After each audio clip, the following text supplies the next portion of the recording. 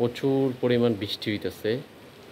আল্লাহ মাবুদ জানে কী অবস্থা হয়, কারণ টানা 2 দিন টানা বৃষ্টি হইতেছে।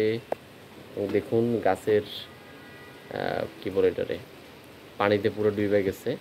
তো এই আনার গাছটা আমি এটা বড় একটা বালতিতে ফিক্স করছিলাম। আগে ছোটটা ছিল, ছোট একটা বালতির মধ্যে ছিল, এখন বড় একটা বালতিতে গেছে। তো দেখুন পানিতে ভইরা সারাদিন টানা বৃষ্টি পড়তেছে। চিন্তায় পড়ে গেলাম যে গাছগুলোর কোনো ক্ষতি হবে কিনা।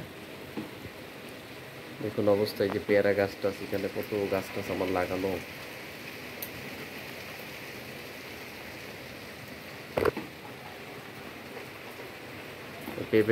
পেঁপে গাছে আবার বেশি পানি লাগলে পেঁপে গাছ মারা যায়। ওই যে দেখুন একটা বড় মাশাআল্লাহ একটা পেঁপে হয়েছে।